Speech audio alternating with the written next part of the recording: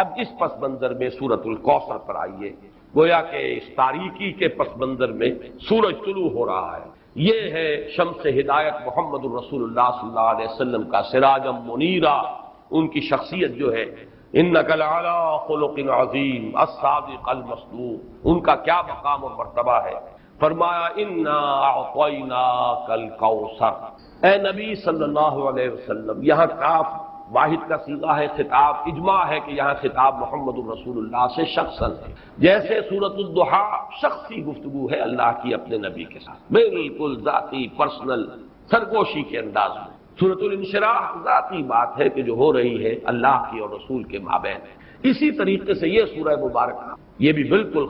خالص ذاتی، آگے جو آئے گی سورۃ النصر وہ بھی بالکل ذاتی سطح پر ہے، خاص معاملہ، لیکن یہ کہ اس کا تعلق پھر بھی پورے معاشرے سے تھا، نظام کے بدلنے سے ہو، وہ آگے آئے گی سورت۔ یہاں تو یہ خالص ذاتی معاملہ ہے، انا اعطیناک الکوثر فصل لربک وانحر ان شانئک هو الابتر۔ اب یہاں سب سے پہلے تو لفظ کوثر کو سمجھنا ہے، یہ کثیر سے مبالغے کا صیغہ ہے، کثیر سے فعول کی وزن پر، ویسے مبالغے کے بہت سے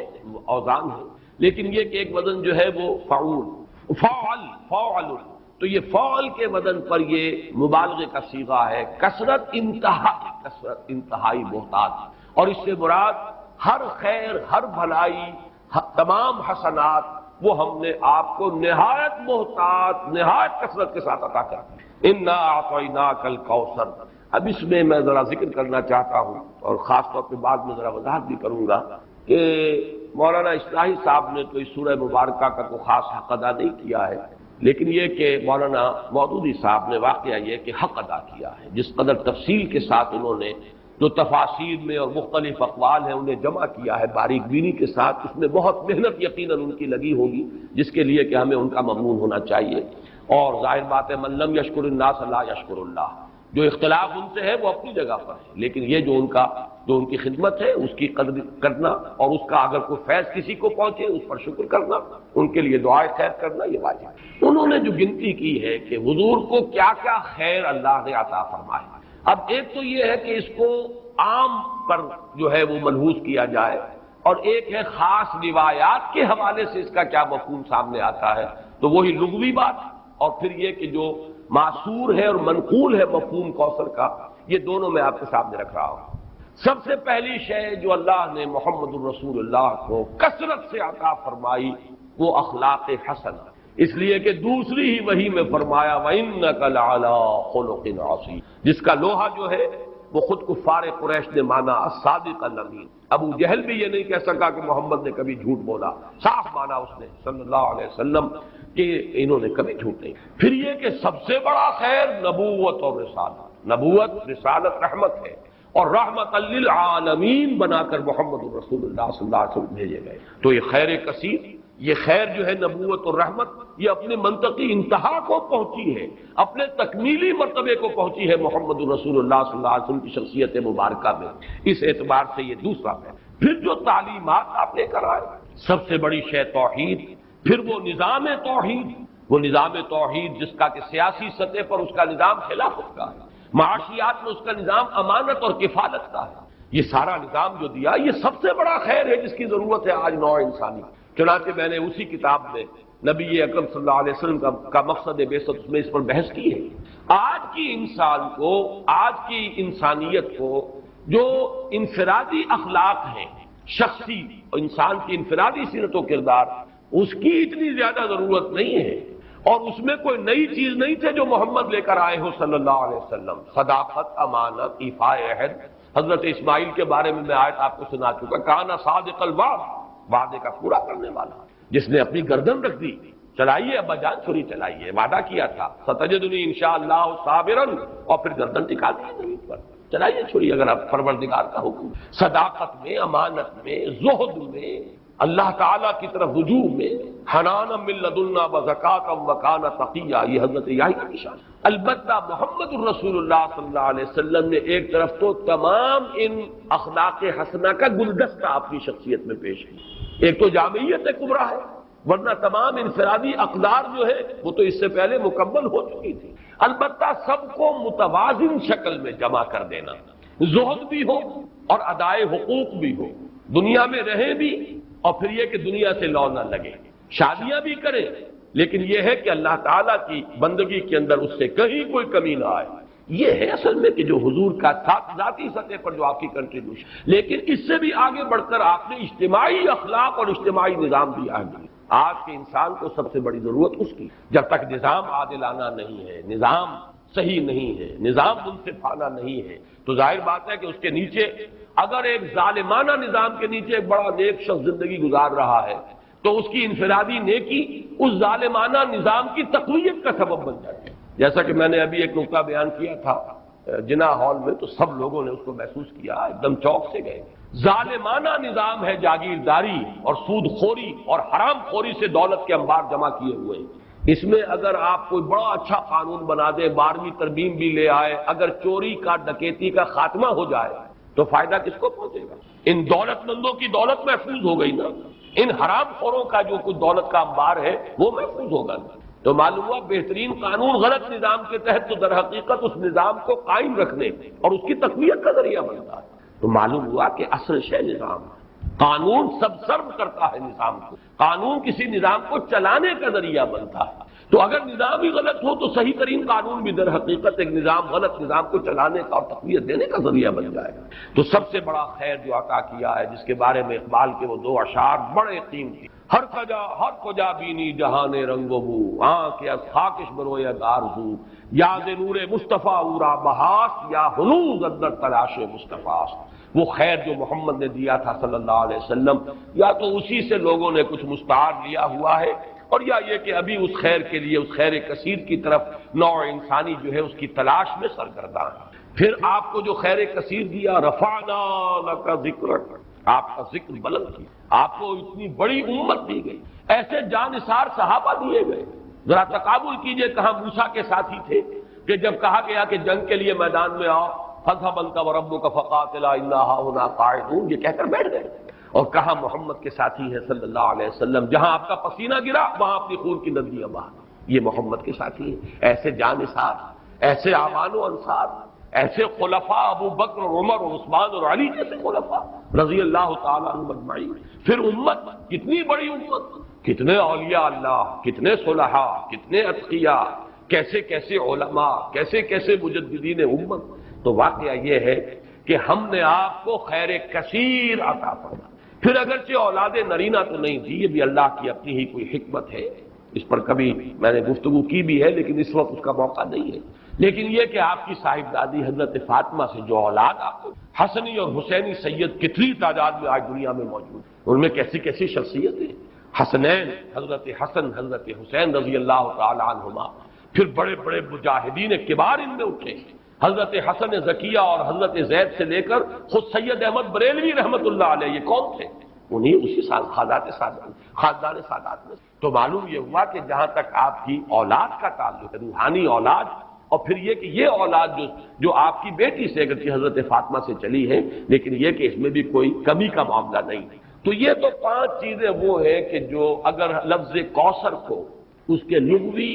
مفہوم پر رکھا جائے تو یہ 5 مفاہیم ہیں۔ اور اب آئیے اس کا ایک مفہوم وہ ہے کہ جو منقول ہے روایات سے، ایک حوض ہے یہ کوثر جو میدان حشر میں، اور جس کے ساقی یہ کوثر ہے محمد الرسول اللہ صلی اللہ علیہ وسلم۔ امت وہاں پہنچے گی، العطش العطش جب سب پکار رہے ہوں گے تو صرف امت محمد صلی اللہ علیہ وسلم کو وہاں سے سیرابی عطا ہوگی اور حضور ہوں گے ساقی کوثر۔ دوسری روایات میں یہ آتا ہے کہ یہ جنت کی نہر ہے کوثر، اور معلوم یہ ہوتا ہے کہ اسی نہر کا پانی ہے کہ جو میدان حشر کے اندر اس حوض کے اندر جمع ہو۔ اس میں مولانا مودودی صاحب نے اپنی اس تفہیم میں بڑی تفصیل سے وہ روایات درج کی ہے، میں صرف چند ان میں سے آپ کو سنا رہا ہوں۔ مسلم شریف کی روایت ہے کوثر کے بارے میں، حضور نے فرمایا ہوا حوض ترد علیہ امتی یوم القیامہ، وہ ایک حوض ہے جس پر میری امت آ کر اترے گی۔ ورد یرد، وارد جو گھاٹ پر اترتا ہے پانی پینے کے لیے،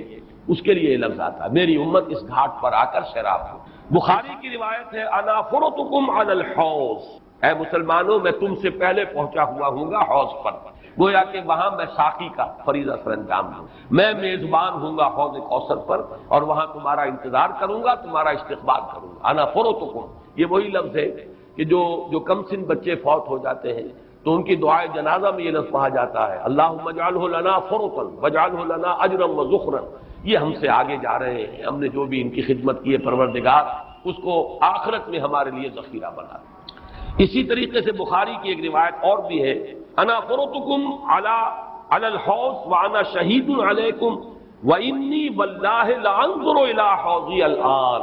میں تم سے پہلے پہنچ جاؤں گا حوض کوثر پر اور وہاں تمہارا استقبال کروں گا، اور پھر میں تمہاری گواہی دوں گا، تم پر گواہ ہوں گا اس حوض کوثر پر، اور خدا کی قسم میں اپنی آنکھوں سے اس حوض کو اس وقت بھی دیکھ رہا ہوں۔ یعنی دنیا میں رہتے ہوئے بھی محمد الرسول اللہ صلی اللہ علیہ وسلم کو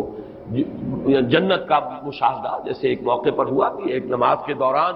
آپ کا ہاتھ بے ساختہ جو ہے آگے بڑھ گیا، ایک مرتبہ بے ساختہ پیچھے کو ہٹے جیسے کسی شے سے دہشت ہو گئی ہو، خوف ہو۔ جب لوگ صحابہ نے پوچھا حضور کیا یہ اس نماز کا خاصہ ہے،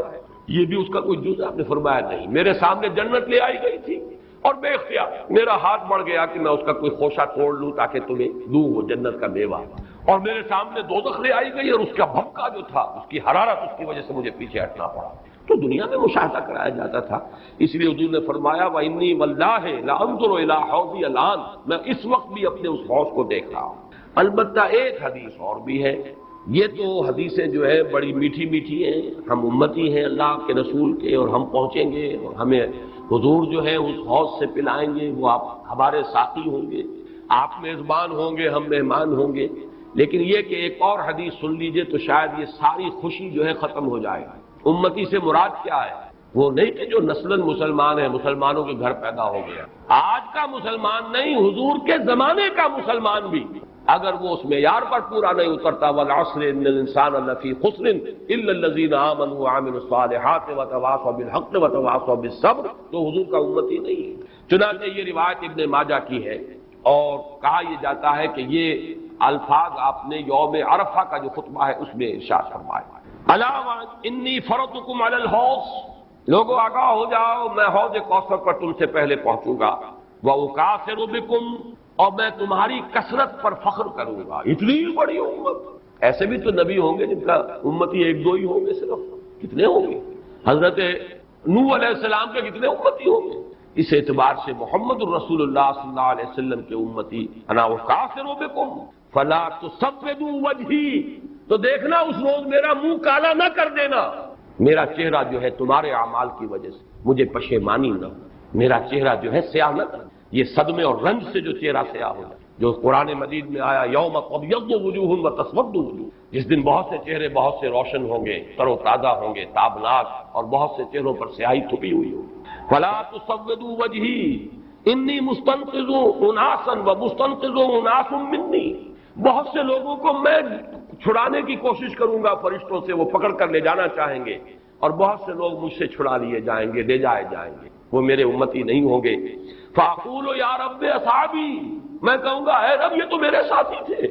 یہ تو میرے اصحاب میں سے تھے، اور اللہ تعالیٰ فرمائے گا فیقول انک لا تدری ما احدثوا بعدک، اے نبی آپ کو پتہ نہیں آپ کے بعد انہوں نے کیا کیا ہے، کون کون سی شرارتوں میں حصہ لیا ہے، کیا چیزیں پیدا کی۔ حضور کے زمانے کے کتنے مسلمان ہوں گے جو بعد میں مسلمہ پر ایمان لے آئے، کافر ہو گئے؟ کتنے لوگ ہوں گے جب وہ داخل ہو رہے تھے، جو اگلی صورت ہم پڑھیں گے، اذا جاء نصر اللہ والفتح ورأیت الناس يدخلون فی دین اللہ افواجا، ان میں سے کتنے یخرجون من اللہ من دین اللہ افواجا ہو گئے، فوج کے فوج، قبیلے کے قبیلے، پورے کے پورے، یا زکوٰۃ کے منکر ہو کر کافر ہو گئے، اور یا یہ کہ نبی جھوٹے نبیوں کو مان کر کافر ہو گئے۔ تو اے نبی یہ آپ کے امتی نہیں۔ پھر یہ کہ جنہوں نے بھی احدثوا، بدعات ایجاد کی، وہ چیزیں جس کو فرمایا گیا ہے من احدث فی امرنا ھذا ما لیس منہ فہو رد، جو شخص ہمارے دین کے اندر کوئی چیز نئی بدعت، نئی شے ایجاد کرے گا جو اس میں سے نہیں ہے اصلاً، وہ مردود، اور وہ شے بھی مردود۔ تو اللہ تعالی ہمیں اس انجام بد سے بچائے کہ ہم تو وہاں پر پہنچے حوض کوثر پر کہ حضور صلی اللہ علیہ وسلم کے ہم مہمان اور آپ ہمارے میزبان، اور فرشتے ہمیں کھینچ کر لے جائیں، اور حضور بھی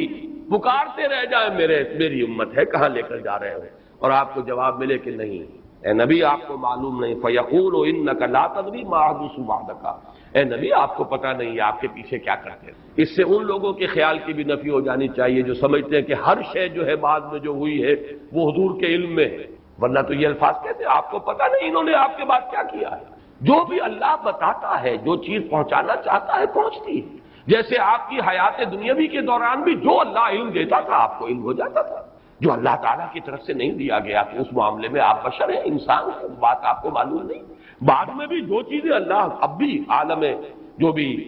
برزخ میں محمد الرسول اللہ کا جو بھی مقام ہے، جو کچھ اللہ پیش کرتا ہے پہنچاتا ہے، پہنچتی ہے بات۔ لیکن جو اللہ نہیں پہنچاتا حضور کے پاس اپنا کوئی اختیار نہیں ہے کہ وہ ان تمام چیزوں کو جان لے، ورنہ یہ الفاظ جو ہے کہ آپ کو نہیں معلوم، انک لا تدری ما احدثوا بعدک،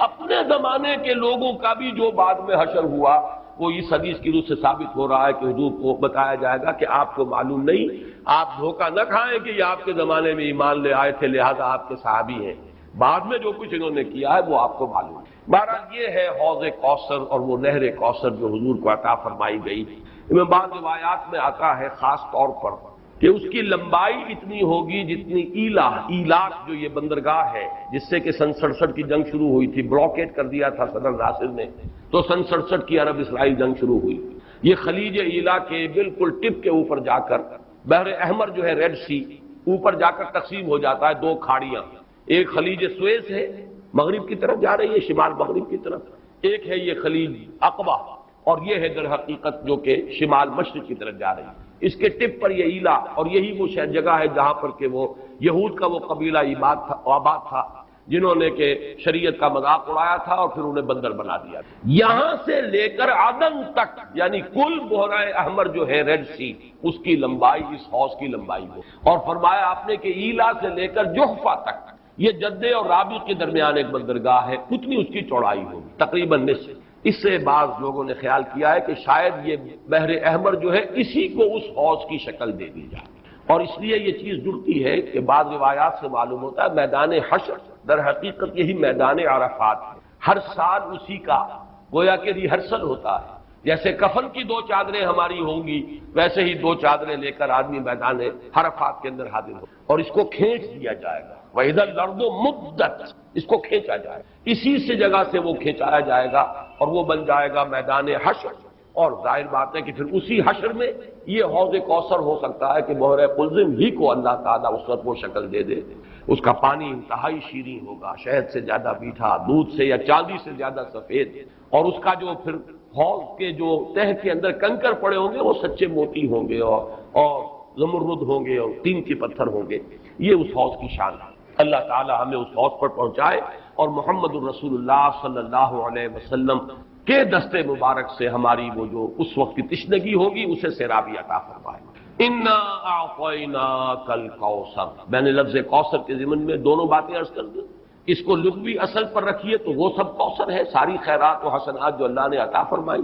اور ان روایات کی روح سے پھر یہ کوثر ہے۔ مولانا فراہی رحمۃ اللہ علیہ نے یہ کہا ہے کہ یہ اصل میں خود بیت اللہ جو ہے یہی کوثر ہے، اس کے گرد جو ہے پیاسے جمع ہوتے ہیں، حاجی طواف کرتے ہیں۔ بہرحال یہ بھی ایک وجدانی قسم کی تعبیر ہے اور اس کے اندر بھی کوئی غلط بات نہیں ہو سکتی، اس لیے کہ جب میدان حشر عرفات ہی کو کھینچ کر بنایا جائے گا تو یہ جو کالے پتھروں کا گھر جو ہے اس کی بھی اصل شان اس وقت ظاہر ہوگی۔ یہ بھی تو زمین پر بیت المعمور کی اصل میں علامت ہے، جو ساتویں آسمان پر والبیت المعمور، وہ بیت المعمور کی کا یہ سمبل ہے اس زمین کے اوپر جو مادی شکل میں ہمارے سامنے موجود ہے، تو اس تعبیر میں بھی کوئی بات حرج والی نہیں۔ انا اعطیناک الکوثر فصل لربک وانحر، بس اے نبی صلی اللہ علیہ وسلم آپ اپنے رب کے لیے نماز پڑھیں۔ اب ذرا دیکھیے کہ سورہ علق میں بھی آخر میں جو الفاظ آئے تھے کہ آپ پرواہ نہ کریں اس مخالف کی، اس ابو جہل کی پرواہ نہ کریں، اپنے رب کے لیے سجدہ کیجئے اور قریب ہو جائیے، ان سے بالکل مستغنی ہو جائیے، یہ آپ کا کچھ نہیں بگاڑ سکتے۔ ان کی مخالفت وقتی طور پر تو آزمائشیں پیدا کرے گی، خود آپ کے لیے بھی اور آپ کے ساتھیوں کے لیے، لیکن اس کا کوئی مستقل اثر نہیں ہوگا، آپ کے قدم آگے بڑھتے چلے جائیں گے، کامیابی آپ کے قدم چومے گی، آپ کا یہ دین جو ہے جو اللہ نے آپ کو دے کر بھیجا ہے یہ دین غالب ہوگا، اس کو غلبہ حاصل ہوگا، آپ کی امت کے لیے دنیا میں خیرات و برکات کے جو ہے خزانے کھول دیے جائیں گے۔ بس اپنے رب کے لیے نماز پڑھ۔ اب یہ یہاں پر مراد نماز سے وہ نماز ہے جو حضور کو عطا ہوئی اور جو حضور کی وساطت سے ہمیں عطا، یہ وہ نماز ہے جس کا نظام ہے یہ 5 وقتہ نماز، یہ تو فرض ہے، اور 3 اوقات اور ہیں جن میں نوافل ہیں، پھر ہر فرض نماز کے ساتھ بھی فرضوں کے ساتھ اس کے رواتب جن کو کہا جاتا ہے، یہ نظام، ہر نماز کی رکعت کی ایک ترتیب ہے، اس کے ارکان ہیں، یہ تمام اس کے اوقات ہیں، ان پابندی، اس کے قوانین، قواعد و ضوابط کا پورا لحاظ رکھتے ہوئے یہ ہے فَصَلِّ لِرَبِّكَ، اپنے رب کے لیے نماز پڑھیے، وَانْحَرْ، اور اونٹ جو ہے نہر کیجیے، اللہ کی راہ میں قربانی کرتے رہے۔ اس دونوں الفاظ کو جوڑ کر ایک نتیجہ نکالا ہے بعض حضرات نے کہ اس سے مراد خاص طور پر بقرعید کی نماز اور اس کے بعد جو نہر کیا جاتا ہے، آ کر قربانی دی جاتی ہے، تو یہ اس سے مراد ہے، لیکن یہ بھی میں سمجھتا ہوں کہ صرف ایک ذوقی سی بات ہے، ورنہ جو پس منظر ہے بالکل ابتدائی زمانے کی یہ صورتیں ہیں، اس وقت نہ بقرعید تھی، البتہ یہ چیزیں موجود تھیں، نماز آپ کو دے دی گئی اسی وقت، اور ظاہر بات ہے کہ جب تک آپ مکے میں رہے یقیناً آپ ہر سال حج کرتے رہے، کیسے ممکن ہے کہ آپ حج نہ کریں؟ جب اسی کعبے کا طواف کر رہے تھے جس میں 360 بت تھے، وہیں کھڑے ہو کر نماز پڑھتے تھے اور سجدہ کرتے تھے جہاں دائیں بائیں بت رکھے تھے، تو حج کے معاملے میں تو ایسی کوئی شے تھی بھی نہیں۔ مینا میں جانا ہے، عرفات میں جانا ہے، مزدلفہ میں، یا جو بھی ان کا باقی رہ گیا تھا، تو ہر سال آپ حج بھی کرتے ہوں گے، اور یقیناً بہت سے اونٹ آپ قربان بھی کرتے ہوں گے۔ آپ نے حجۃ الوداع میں 100 اونٹ نہر کیے ہیں، جن میں سے 63 اپنے دستے مبارک سے نہر فرمایا ہے، اور بقیہ 37 حضرت علی نے آپ کی طرف 100 اونٹ۔ تو اس سے اندازہ کیجئے کہ جو ابتدائی دور ہے، یہ صورتیں جب نازل ہو رہی اس وقت تو حضور کی جو ہے مالی حالت بھی بہت اچھی تھی، حضرت خدیجہ متمول ترین خاتون عرب کی، وہ آپ کے حوالہ عقل میں تھی، اس اعتبار سے یقیناً اس وقت بھی آپ نہر کرتے ہوں گے، اور نہر جیسا کہ میں بیان کر چکا ہوں اس دور میں غریبوں کو کھانا کھلانا، گوشت کا بانٹ دینا، وہ یہ در حقیقت ان کے ہاں سخاوت کا سب سے بڑا مظہر۔ فَصَلِّ لِرَبِّكَ وَانْحَرْ، تو اے نبی آپ کو شکرانے میں وہ سارا خیر کثیر جو آپ کو عطا ہوا ہے، اسی لیے دیکھیے وہ نماز تہجد جب آپ پڑھتے تھے اور اتنی طویل رکعتیں پڑھتے تھے کہ آپ کے پاؤں متورم ہو جاتے تھے، تو لوگوں نے کہا حضور آپ اپنے اوپر اتنا تشدد کیوں کر رہے ہیں؟ آپ پہ تو اول تو کوئی گناہ ہے نہیں، کوئی آپ کے مقام کے اعتبار سے اگر کسی شے کو کہا جائے کہ کوئی فروگزاشت ہے تو اللہ تعالیٰ اس کی بھی معافی کا اعلان کر چکا، تو پھر آپ کیوں مشقت جھیلتے ہیں؟ تو جواب آپ کا کیا تھا؟ افلا اکون عبدا شکورا، تو کیا میں اپنے رب کا ایک شکر گزار بندہ نہ بنوں؟ میری یہ نماز شکرانے کی نماز، میں اپنے رب کا شکر ادا کر رہا ہوں، اس نے جو مجھے خیر کثیر عطا فرمایا، اب جس درجے کا وہ خیر کثیر ہے اسی درجے کا شکر مجھے اپنی امکانی حد تک ادا کرنا۔ تو فَصَلِّ لِرَبِّكَ وَانْحَرْ یہاں شکرانے کے طور پر ہے، اِنَّا أَعْطَيْنَاكَ الْكَوْثَرَ فَصَلِّ لِرَبِّكَ وَانْحَرْ إِنَّ شَانِئَكَ هُوَ الْأَبْتَرُ، یقیناً جو آپ کا دشمن ہے وہی ابتر ہے۔ اس ابتر کے لفظ کی مجھے وضاحت کرنی ہوگی۔ شنا، شین، نون اور حمزہ آتا دشمنی کے لیے، وَلَا يَجْرِمَنَّكُمْ شَنَآنُ قَوْمٍ عَلَىٰ أَلَّا تعدلوا اعدلوا هو اقرب للتقوى، کسی دشمنی کسی قوم کی تمہیں آمادہ نہ کر دے کہ تم عدل سے راستہ جو ہے اپنا بدل لو اور دستکش ہو جاؤ، عدل پر رہو، چاہے تمہارا دشمن ہے اس کے ساتھ بھی انصاف کرو۔ تو یہ شانی یہ ہے، اس کے معنی دشمن، ان شانیہ کا ہو الابتر، یقیناً آپ کا دشمن ہی ابتر ہے۔ ابتر کے معنی کیا ہے؟ با تا را کا مادہ آتا ہے بطر، کسی شے سے کٹ جانا، خاص طور پر ایک درخت ہے اس کی شاخ کٹ گئی، علیحدہ ہو گئی، شاخ بریدہ، ظاہر بات ہے اب اس کے لیے زندگی نہیں ہے، جب تک درخت سے جڑی ہوئی تھی اس کے لیے تر و تازگی تھی، وہ بڑھے گی، اس پر پھل بھی آتا اگر وہ آم کا درخت تھا، اب جب کٹ گئی تو اب وہ سوکھے گی، ختم ہو جائے گی، اس کے لیے کوئی تر و تازگی نہیں ہے، اس کا کوئی شاندار مستقبل نہیں۔ تو یہ کسی شے سے کٹ جانا، اسی معنی میں قوم سے کٹ جانا، علیحدہ ہو جانا، تنہا رہ جانا، لا تجعلنی فردن، مجھے اکیلا نہ بنا دے، تو یہ جو آتا ہے کہ میں اکیلا نہ رہ جاؤں، اس کے لیے بھی یہ لفظ آتا ہے۔ اور پھر جس کا ذکر یا جس کا سلسلہ منقطع ہو جائے، جس کے ہاں اولاد نہ ہو، اب نام اس کا کہاں رہے گا، ختم ہو جائے گا، اولاد نہیں ہے وہ بھی ابتر ہے، گویا کہ اس کا ذکر باقی رکھنے والا کوئی نہیں رہا، اس کا نام نہیں رہے گا دنیا میں، اس لیے کہ اولاد نہیں، خاص طور پر اولاد نرینہ۔ اسی طریقے سے جس جانور کی، جس چوپائے کی دم کٹی ہوئی ہے اسے ابتر کہتے ہیں، دم کٹا، اس لیے کہ یہاں بھی کوئی شے کٹی ہوئی ہے اس کے جسم سے۔ تو یہ مختلف الفاظ ہیں، یہ معنی ہے اس لفظ کے ابتر۔ اب اس کو نوٹ کیجئے، حضور کو ابتر کہا قریش نے، کن کن معنی میں کہا اس کی تفصیل میں ابھی آپ سنا رہا ہوں، اور اس کا جواب دیا جا رہا ہے کہ یہ آپ کو ابتر کہہ رہے ہیں، اے نبی در حقیقت یہ ابتر ہو، بلکہ یہ ابتر ہے، ان شانئک ھو الابتر۔ حضور کو ابتر کس کس معنی میں کہا ہے؟ بالکل اوائل میں جبکہ حضور صلی اللہ علیہ وسلم نے اپنا پیغام شروع کیا ہے تو لوگوں نے کہا بطرا محمد منا، یہ ابن جریر کی روایت ہے، محمد ہم سے کٹ گئے، ہمارا اپنا ایک طریقہ تھا، ہماری تہذیب، ہمارا تمدن، ہماری روایات، ہمارا مذہب، ہمارے عقائد،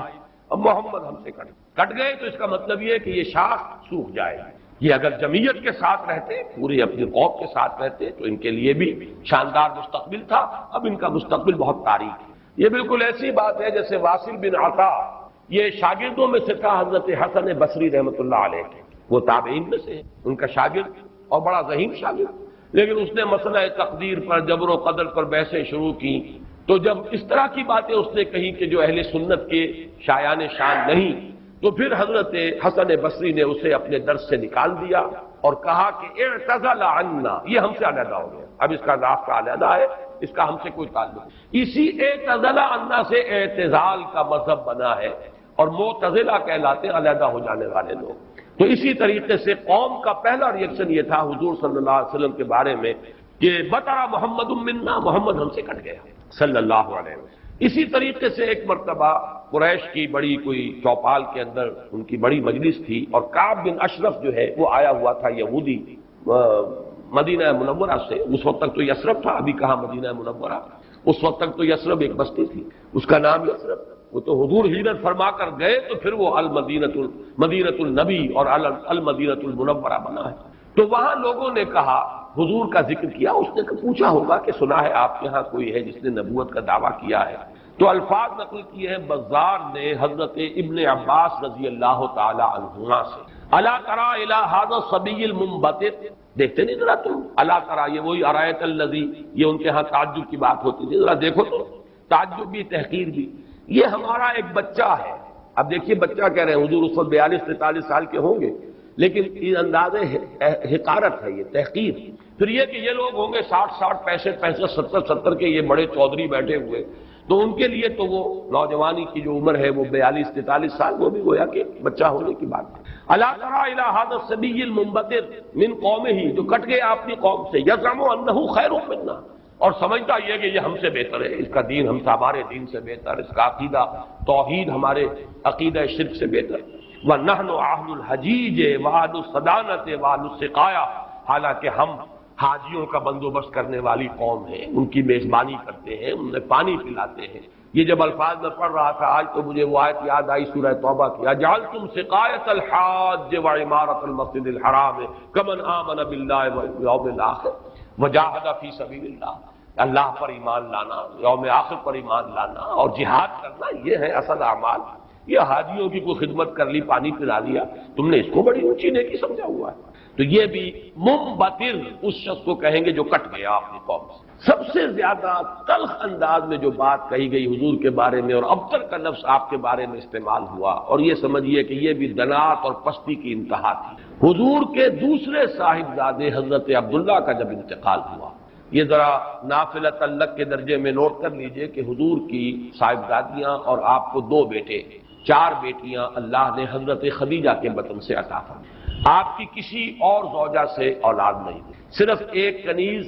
ماریا قبطیہ کے بطن سے حضرت ابراہیم، اور وہ مدنی دور کا آخری زمانہ ہے جبکہ آپ کو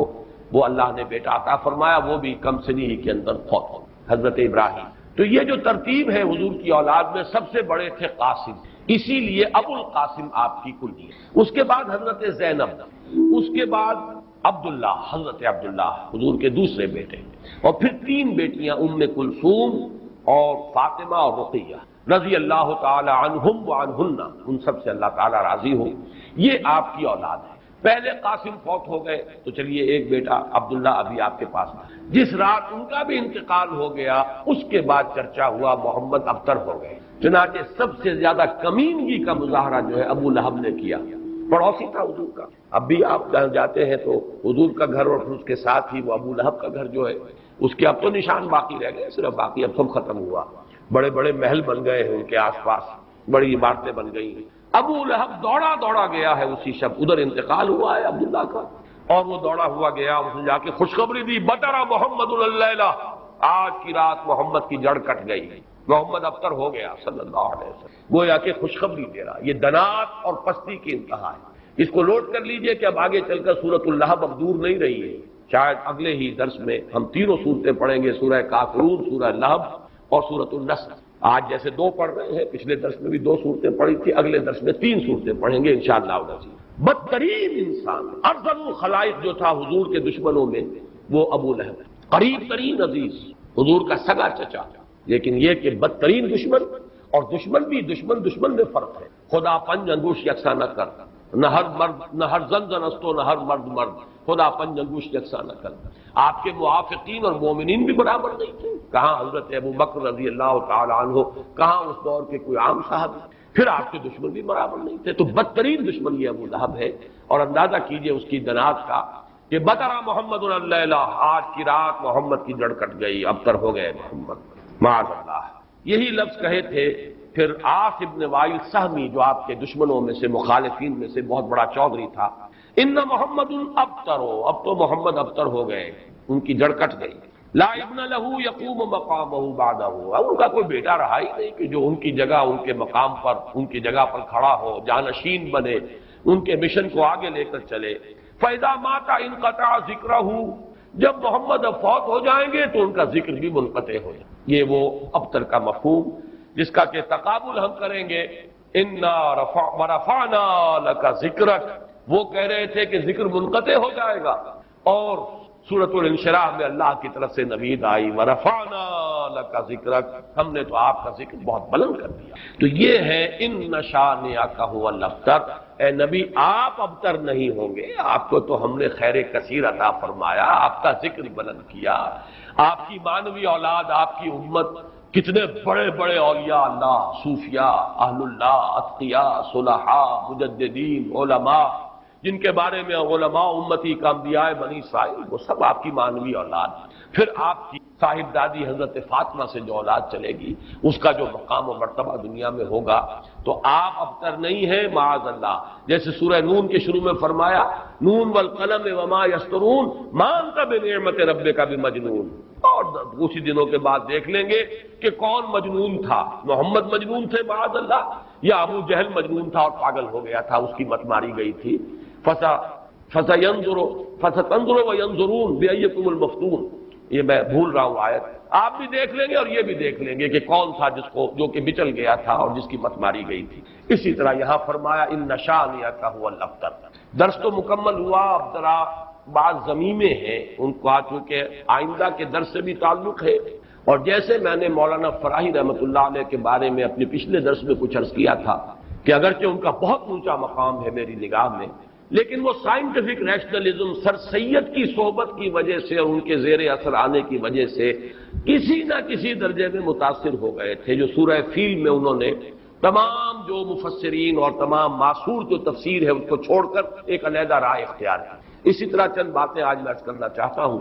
ایک تو یہ جو صورتیں اس وقت ہم پڑھ رہے ہیں، ان میں سے تقریباً تمام صورتوں کے بارے میں مکی اور مدنی ہونے کا اختلاف موجود ہے، حالانکہ اکثر و بیشتر کے نزدیک اجماع امت اور اجماع مفسرین کے نزدیک یہ ساری صورتیں جو ابھی تک ہم نے پڑھی ہیں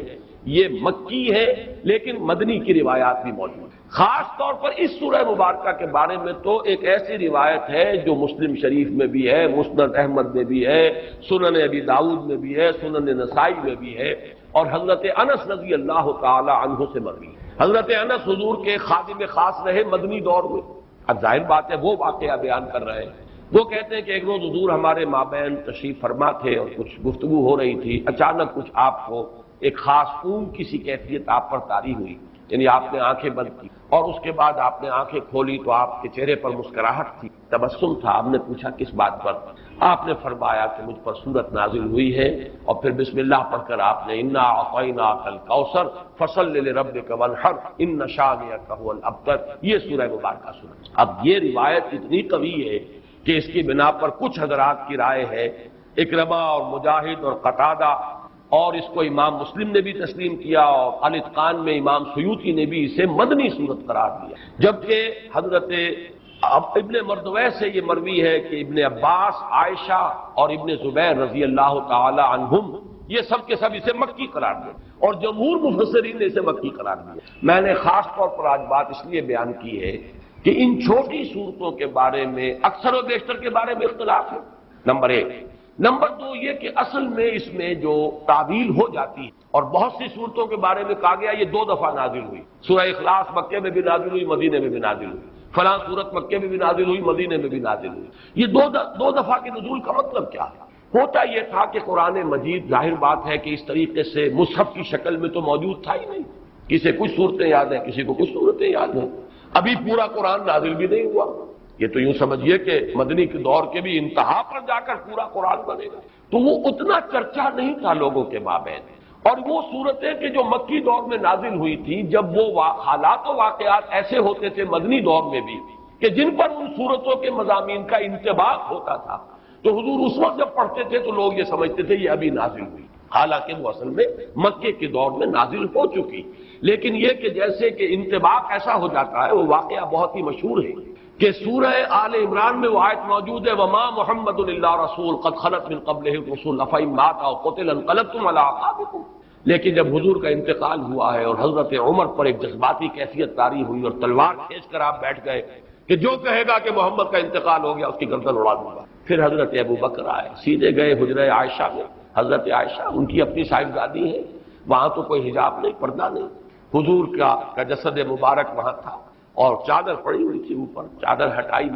پیشانی پر، پیشانی مبارک پر بوسہ دیا۔ آپ نے وہاں الفاظ بھی کہے کہ اللہ آپ پر 2 موتیں جمع نہیں کہے گا، بس یہ موت تھی جو آ گئی، اب تو حیات ہی حیات اور حیات طیبہ ہے۔ باہر آ کر اب آپ نے خطبہ دیا، من کان یعبد محمدا فإن محمدا قد مات ومن کان یعبد اللہ فإن اللہ حی لا یموت۔ جو کوئی محمد کو پوجتا تھا وہ سن لے کہ محمد کا انتقال ہو گیا، اور جو کوئی پجاری تھا اللہ کا، پوجنے والا اللہ کو، وہ جان لے کہ اللہ تو زندہ ہے جس پر کبھی موت طاری نہیں۔ پھر آیت پڑھی وما محمد الا رسول قد خلت من قبلہ الرسل۔ حضرت عمر فرماتے مجھے ایسے محسوس ہوا جیسے یہ آیت اسی وقت نازل۔ یہ جو کیفیت ہوتی ہے کہ آیات کا جب مضامین کے اعتبار سے انطباق ہوتا تھا مدنی دور کے مختلف واقعات پر، تو صحابہ یہ سمجھ لیتے تھے بات کہ شاید یہ صورت ابھی نازل ہوئی ہے، حالانکہ وہ صورت مکی دور کی نازل شدہ صورت ہے۔ یہ میں نے خاص طور پر آج یہ ضمیمہ اپنے درس کا اس لیے بیان کر دیا ہے کہ اگلے درس میں ایک بڑی اہم بحث آئے گی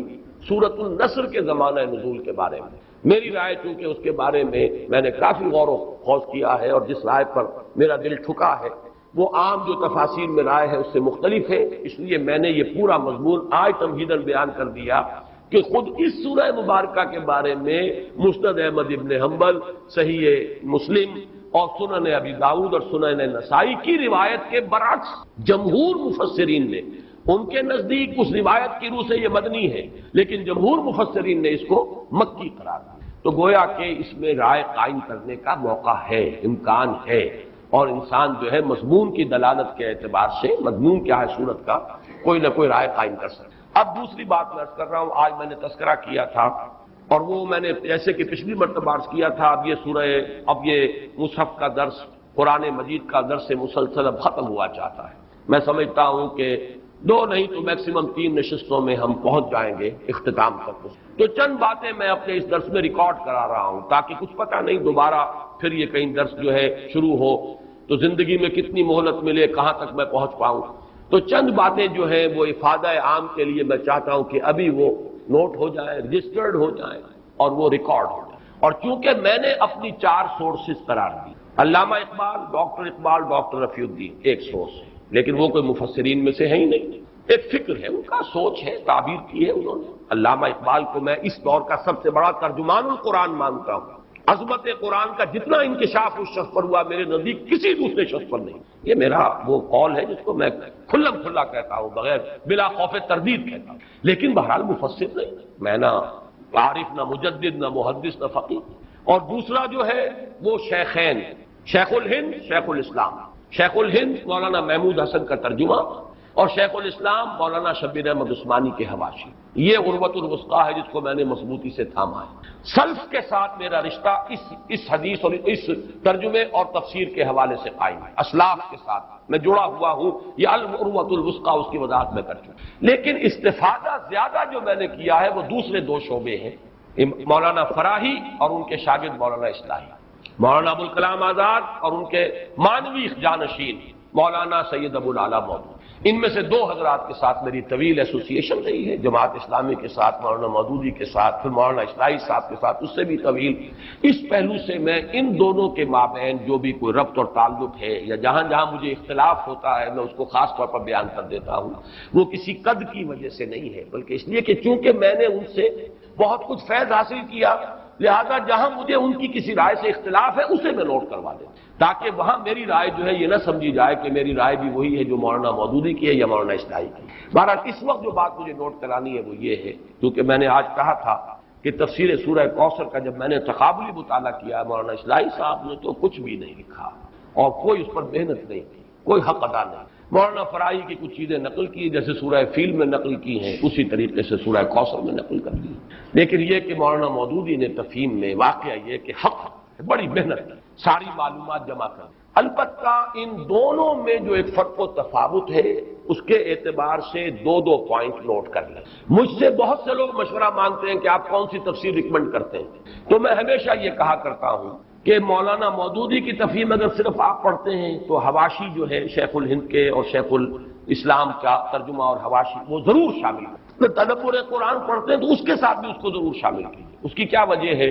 یہ دونوں تفسیریں چاہے تفہیم القرآن ہو چاہے تدبر قرآن ہو، دین کا جو باطنی پہلو تصوف کی جو چاشنی ہے اس سے یہ دونوں تفسیریں بالکل خالی ہیں، قائل ہی نہیں۔ جب قائل نہیں تو ادھر ان کی توجہ نہیں ہوئی، ان حقائق پر نگاہ نہیں گئی۔ موتی ہیں بکھرے ہوئے ہیں، لیکن یہ کہ آپ کی توجہ نہیں ہے، آپ کو نظر نہیں آگے کہ موتی بکھرے ہوئے ہیں۔ مولانا مودودی کا بھی وہ مزاج نہیں، مولانا اصلاحی صاحب کا بھی وہ مزاج نہیں، بلکہ مولانا اصلاحی صاحب زیادہ ہی سخت ہے۔ اس اعتبار سے ان دونوں کی تفسیروں کے اندر یہ پہلو جو ہے، ایک پہلو بہت ہی یہ سمجھیے کہ یعنی نظر انداز ہو گیا ہے، اس پہلو سے وہاں بڑی کمی ہے۔ اس کمی کو پورا کرنے کے لیے حرکی پہلو تفہیم القرآن میں ہے، تدبر قرآن مجید کے اپنے اسالیب، زبان کی بحث، ادب کے حوالے سے، اور نظم القرآن، قرآن کا نظم، سورتوں کا، آیات کا، یہ مولانا اصلاحی صاحب کا خاصہ ہے۔ لیکن دونوں چونکہ اس سے خالی ہے، مانوی اور وہ جو روحانی مباحث ہے، تصوف کے موضوعات ہیں، لہذا اس کو تو شامل کرنا چاہیے ہر صورت، یعنی شیخ الہند کا ترجمہ اور مولانا شبیر احمد عثمانی کے حواشی۔ باقی ان دونوں کا تفہیم کا اور تدبر کے تقابل میں ایک بات نوٹ کر لیجئے، تفہیم مولانا نے لکھنی شروع کی تھی جبکہ ابھی 40 برس کے بھی نہیں تھے، یہ فروری سن 42 میں لکھنی شروع کی ہے جبکہ 38-39 برس کی عمر تھی، سن 3 میں پیدائش، تکمیل ہوئی ہے جون سن 72 میں، انتقال سن 1979 میں، یعنی یہ ان کی یوں سمجھیے کہ میچورٹی کا دور ہے پورا کا پورا۔ لیکن یہ کہ شروع میں تفہیم بہت مختصر ہے، 7.5 پارے ایک جلد میں آ گئے، حواشی بہت ہی مختصر، کوئی گہرائی نہیں، کوئی تفصیل نہیں، کوئی شدید محنت نہیں۔ البتہ جیسے جیسے آگے بڑھے ہیں جوہر کھلے ہیں، تاریخی پس منظر ہر صورت کا بہت خوبصورت بیان کیا، پھر یہ کہ اقوال جو ہے ہمارے اسلاف کے انہیں جمع کرنے کی بڑی محنت کی۔ چنانچہ آپ دیکھیں گے کہ یہ آخری جلد جو ہے میرے نزدیک تفہیم کی آخری جلد سب سے زیادہ قیمتی۔ اس کے برعکس معاملہ اصلاحی صاحب کا ہے، اصلاحی صاحب نے سن 58 میں شروع کی تدبر قرآن جبکہ ان کی عمر اس وقت 54 برس کی، ختم کی ہے سن 1980 میں جبکہ 76 برس کے ہو چکے تھے۔ ان کے ہاں آپ کو یہ نظر آئے گا پہلی جلد ان کا ماسٹر پیس ان کا جو ہے پہلی جلد، اور پہلی جلد جو ہے یوں سمجھ لیجئے کہ تقریباً 10 سال میں لکھی ہے۔ بعد میں معلوم ہوا ہے کہ وہ جلدی کے اندر اور وہ محنت نہیں کر سکے ہیں، پھر جیسا کہ آخری صورت کی جو آخری پارے کی صورتوں میں آ کر تو مجھے شدید مایوسی ہوئی، جو وہ پہلو ہے مستقل تصوف کے اور باطنی اور ایمانی حقائق، وہ تو خیر پورے ہی اس تدبر قرآن کے پورے سلسلے کے اندر وہ ڈیفیشنسی ہے، لیکن آخری جلد پر آ کر تو مجھے بہت مایوسی ہوئی ہے۔ معلوم ہوتا ہے بس تیزی سے مکمل کرنے کا اور اس کے اندر کوئی جو محنت جو ہے اس کا مادہ مجھے نظر نہیں آتا۔ تو یہ میرا تجزیہ ہے ان دونوں کا، میں دونوں سے مستفید ہوں، کسی شے میں بھی لکیر کا فقیر نہیں، حرکت اقامت دین کی جد و جہد انقلابی ایک عمل اور اس کا پروسیس، اس کا تاریخی پس منظر، یہ تفہیم کا خاص پہلو ہے۔ اور خود جیسے کہ کوئی مائکروسکوپ فوکس کر دی جائے گہرائی میں قرآن مجید کے اترنے کے لیے، یہ اس کا نظم کلام اور یہ جو بھی اس کا ربط ہے، اس کے اعتبار سے مولانا فراہی اور مولانا اصلاحی صاحب کا بہت اونچا مقام ہے۔ باقی میں نے عرض کر دیا دونوں تفسیریں ڈیفیشنٹ ہیں ان موضوعات کے اعتبار سے جن کا عنوان تصوف ہے، جو میرے نزدیک ایمان ہی کی بلند ترین چوٹی کا نام ہے احسان، ان تعبد اللہ کانک تراہ فإن لم تکن تراہ فإنہ یراک، اس سے یہ دونوں بے بہرا۔ باقی دونوں کا تقابل کیا جائے تو مولانا اصلاحی کا ماسٹر پیس ان کی پہلی جلد ہے اور مولانا مودودی کا ماسٹر پیس ان کی آخری، اور ان کے ہاں جوہر کھلتے چلے گئے۔ اور یہاں یہ ہے کہ بڑھاپے کے آثار جو ہیں وہ اتنے طاری ہوئے شاید کہ پھر میں تفصیل سے عرض کر چکا ہوں پہلے بھی کہ بعض جگہوں پر تو وَنُنَكِّسُ فِي الْخَلْقِ والی بات جو ہے وَمَن نُعَمِّرْهُ فِي الْخَلْقِ، اس کا معاملہ بھی ہو گیا ہے۔ بہرحال جس کو بھی اردو زبان کی تفسیروں سے استفادہ کرنا ہو، میرے نزدیک تفہیم بھی اس کے لیے لا بد منہ ہے، تدبر قرآن بھی